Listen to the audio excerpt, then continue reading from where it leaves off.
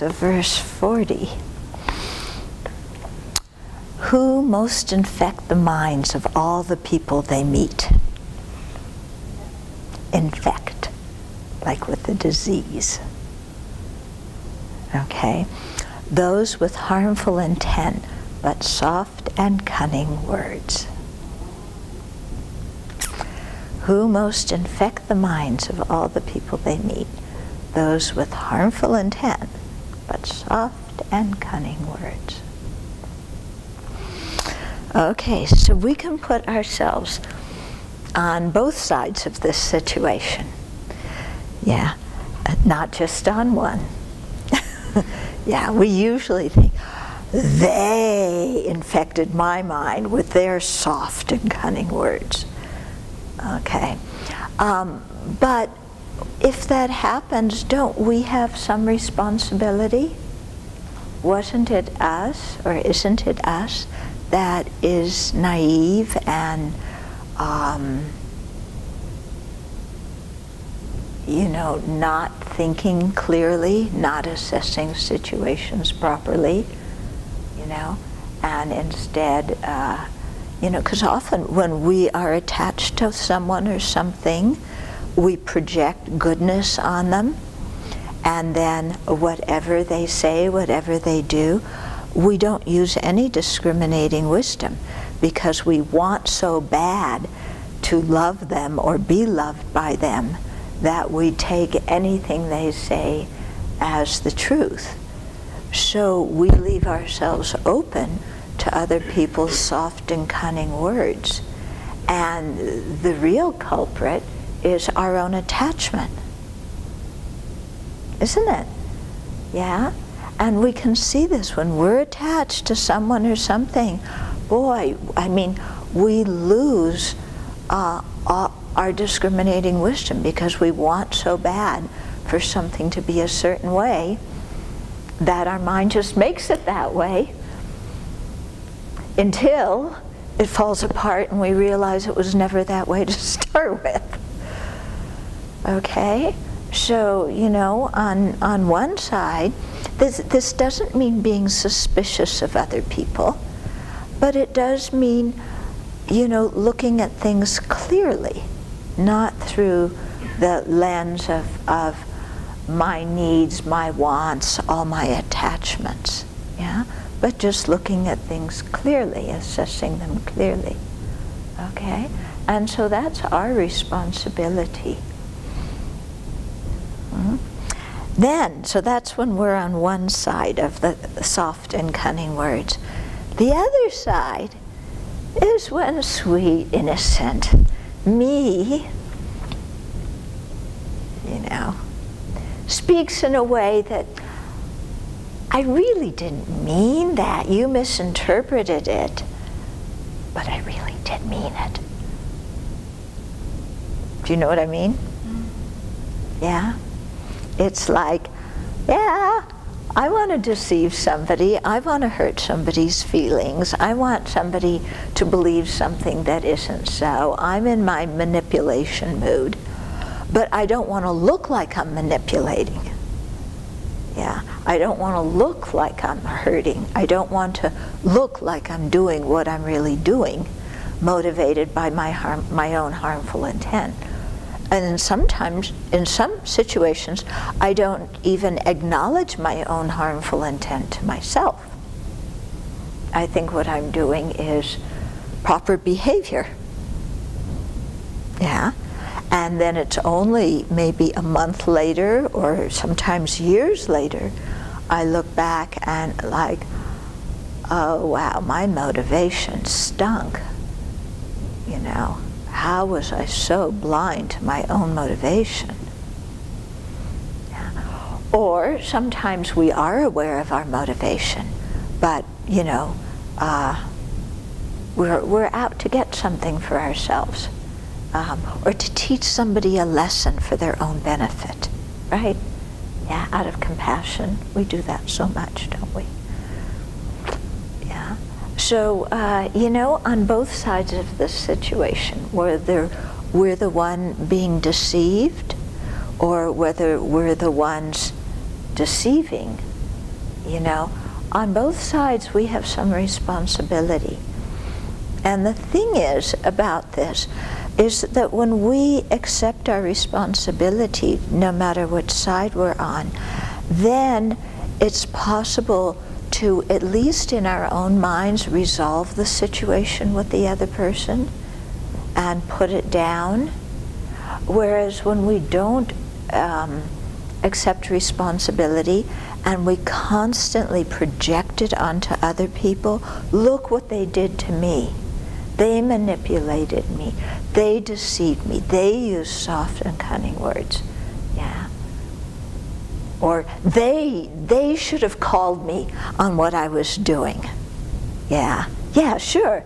I had a bad intention. But that's their responsibility to call me. So they fed my bad intention. In other words, I have no responsibility for my own bad intention. Somebody else should have stopped it, right? You see what I'm getting at? You know, always blame, blame, blame, and I'm sweet, innocent me, which always puts us in the position of never being able to resolve anything.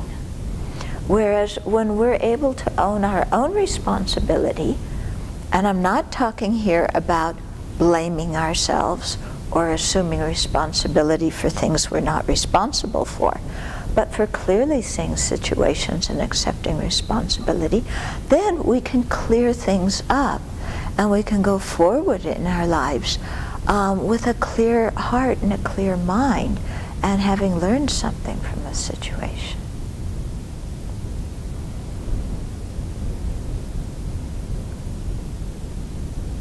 Right? Well, maybe, but you don't know what that person did to me. Yeah. But maybe some people know what we did to them. Yeah, exactly. Whenever we don't own our own part, no matter which side we're on, we put ourselves in the victim role. Yeah. So victims are self-created. Yeah. Or at least the victim role is self-created, put it that way. Right, so where does trust fit in? Because we don't want to walk around paranoid, suspicious, not engaging with anybody, okay? Trust, learning to trust people in the right amount is a balancing act and a skill. And it's hard to get to the right amount because our minds often don't see things clearly. Yeah? So when we're attached to somebody, we trust them too much because we're wanting something to be in a certain way. Sometimes out of ignorance, we trust somebody, you know, in an area that they're not trustworthy. You know, so we have to figure out, because some people are trustworthy in one area, but not in another area. So it's not that somebody is totally untrustworthy. Usually that's not the case. But in one area you can trust them, in another area you can't. And so our thing is to be able to assess in what areas of life certain people can bear responsibility and in what, or bear our trust, yeah, and in what areas they're not able to bear our trust, yeah. I mean, it's a rare person who we can trust in absolutely everything. Yeah? I mean, you want to say, I trust my Dharma teacher with everything, but if your Dharma teacher doesn't know how to fly a plane, would you trust them to be the pilot of the plane that you're flying in? No. Okay? So that doesn't mean they're totally untrustworthy, you know, whereas the pilot, you may trust them to fly the plane, but you wouldn't trust them to lead you on the path to awakening. Okay? So to figure out in what areas we can trust. And it's hard to do that. We often get it wrong, and often different circumstances come up that we weren't aware of or that weren't planned or expected. Yeah. Well, you know, we say somebody betrayed us often when we had unreasonable expectations. And so sometimes we may expect something of someone that they never, agreed to. Or sometimes they may even have agreed to it. However, their ability to assess their own behavior is not always perfect. You know, for example, you might be in a very close relationship with somebody, and somebody says, I will never criticize you, ever, ever, ever. And you believe that, and you trust that. That's kind of an unreasonable expectation, don't you think? I mean, we would love in a very close relationship to believe it when somebody says, I will never criticize you, I will always support you. But hey, this person is a sentient being. Their mind's under the influence of ignorance, anger, and attachment. Even they say they're never going to criticize us. Are they going to be able to do that? Doubtful. Doubtful, yeah? And yet we kind of, due to attachment in that situation, then kind of gloss over things. So I think trust is not a blind trust, but it's it's done, you know, with questioning, with observation, but always in the back of our mind, knowing, I have a little slogan, that sentient beings do what sentient beings do. And that sentient beings make mistakes. And they goof. And if I'm expecting them not to goof, that's my problem. Yeah? It's very true. When we make trust concrete, like friend, enemy, and stranger, and then it's all or nothing, yeah? I mean, that's due, again, we're clinging, we want so desperately for something to be a certain way. Yeah?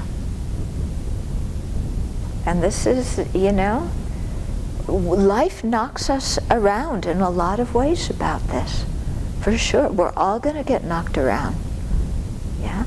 And then sometimes it's only in retrospect we look back and we go, oh, my expectations were incorrect. Even if that person said they would do that, I expected them to never have a negative thought and go back on what they said. But, you know, sentient beings have negative thoughts. Yeah? Or even, you know, I mean, even if the Buddha was in front of us, yeah, as time went on, I'm sure we would find something to say, you know, the Buddha didn't live up to my expectations. Yeah, the Buddha betrayed my trust. Yeah, but it's because, not because of the Buddha, it's because of us. Yeah.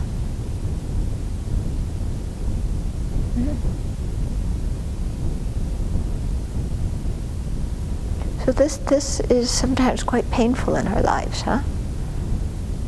But I think, at least what's happened to me is when I'm able to see my part in it, then the pain goes away.